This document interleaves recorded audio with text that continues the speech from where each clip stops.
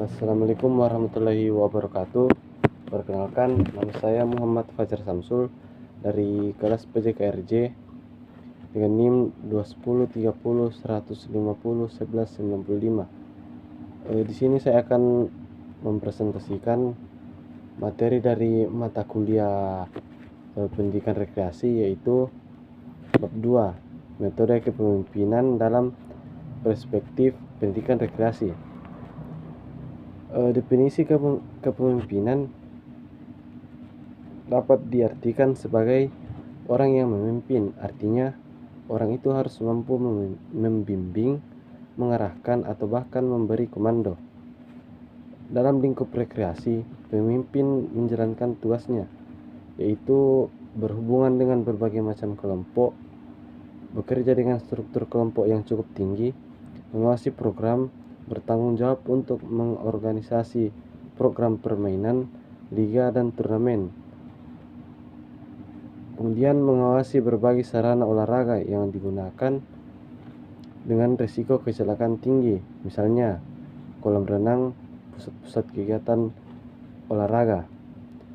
Kemudian pelaksanaannya di sini dibantu oleh beberapa orang atau banyak orang, tergantung pada keadaan yang dihadapinya. Kemudian, faktor penting lainnya yang mempengaruhi hakikat kepemimpinan rekreasi melibatkan pekerjaan. Ada 4 level sebagai berikut. 1. Arah kepemimpinan program. 2. Kepemimpinan tim. 3. Kepemimpinan dalam kedudukan sebagai pengawas. 4. Kepemimpinan administrasi. Kemudian, definisi kepemimpinan dalam rekreasi. Kepemimpinan pendidikan rekreasi didefinisikan sebagai proses kerja secara efektif bersama-sama dengan peserta didik agar dapat mendorong, memobilisasi, dan mengarahkan berbagai upaya secara sungguh-sungguh guna meraih keberhasilan dalam program pendidikan rekreasi di sekolah. Yang harus ditekankan di sini adalah bahwa keberhasilan mencakup hubungan peserta didik dengan guru sebagai sebuah tim. Ada 4 hal yang tercakup dalam kepemimpinan pendidikan rekreasi, yaitu peranan, fungsi, perilaku, dan kualitas. Kemudian metode kepemimpinan pendidikan rekreasi. Kunci keberhasilan setiap pemimpin rekreasi adalah kemampuan untuk membawa kelompok secara produktif dalam berbagai bentuk aktivitas bermain. 1.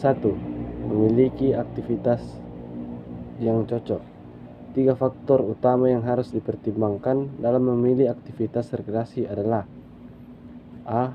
Apakah aktivitas itu memiliki daya tarik? Apakah orang ingin untuk ambil bagian dalam aktivitas tersebut dan menikmatinya? Kemudian, apakah aktivitas itu dapat diterima secara umum dan memberikan nilai-nilai positif dan konstruktif?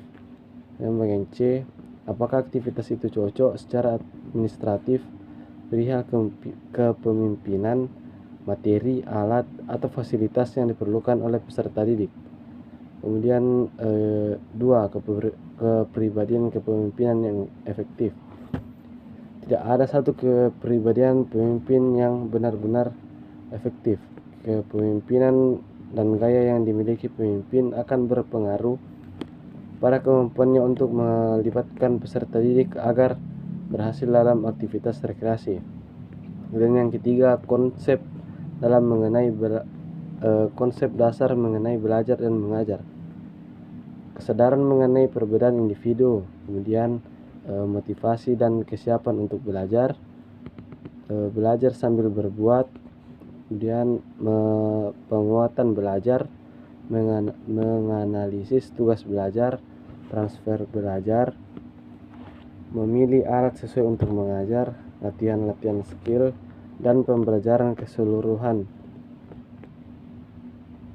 Kemudian yang keempat yaitu metode kepemimpinan dalam aktivitas khusus.